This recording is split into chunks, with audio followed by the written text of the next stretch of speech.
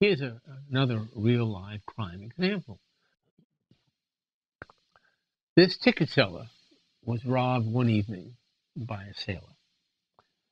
The police had a pretty good idea from the MO who the culprit was, and so they presented the ticket seller with a six-pack, a photo lineup, a series of photo lineups. They made sure that the sailor they suspected was in there, and sure enough, the sailor said, "That's the guy. I'd recognize him anywhere." The problem for the police was that the sailor had an ironclad alibi. He was out on an aircraft carrier deep in the Pacific. Well, how could this be?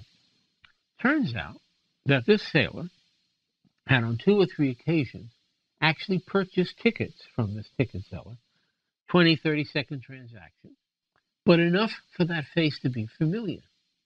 It was familiar not because this was the sailor who robbed him, but because that sailor had exposed his face to this witness on several occasions. And the witness then, in his storage phase, transposed the face of the sailor whose face was familiar from repeated exposure to the face of the man who robbed him one dark night when he had just a very vague imprint in his memory bank. So you see, the storage phase is anything but a dead phase, and all kinds of tricks can occur.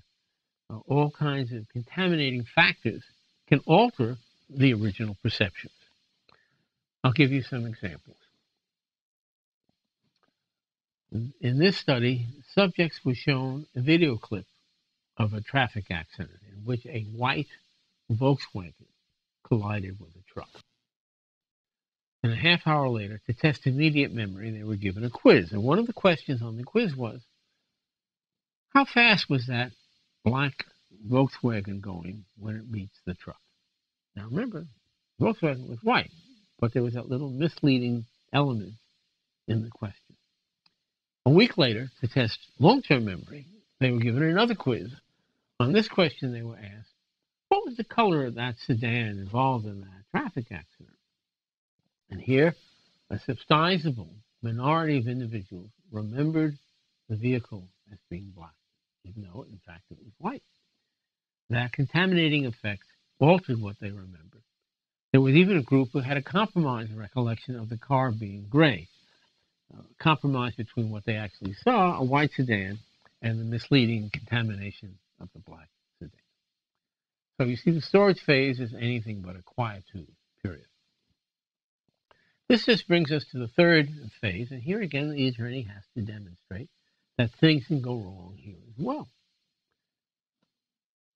And perhaps the most important element in what you get during this retrieval phase is how the questions are put.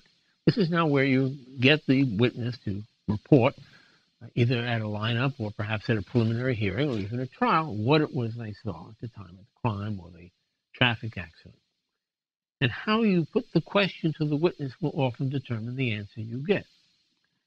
If you ask somebody, did you see anything? You're going to get a very different answer than if you asked, did you see a weapon? And in turn, you'll get a different answer than if you asked, did you see the knife? Or did you see a knife? Already you're beginning to guide the witness's answers. You get very different answers if you ask somebody, how fast was that Volkswagen going when it crashed into the truck versus how slowly was that Volkswagen going when it reached the truck? So how you put the questions often determines the answers you get. In a lineup, the police, who have their own ideas about the likely suspect, will often show the witness a series of six-pack photographs. And the person they suspect will be in a lot of those six-packs because they want to give the witness every opportunity to make the ID. But after about a half hour, a particular face will become familiar to the witness, not necessarily because it was the fellow at the crime, but because it's familiar because he keeps seeing it again and again and again in these photo lineups. Often, people will identify someone in the neighborhood who the police suspect was the culprit, and they identify that face because it's familiar, not necessarily because it's the face of the person who robbed them or committed the crime, but they have a vague recollection of having seen him. Not that they know who he is, but they may be online, Safeway, and so on. So people can often mistake familiarity for identification.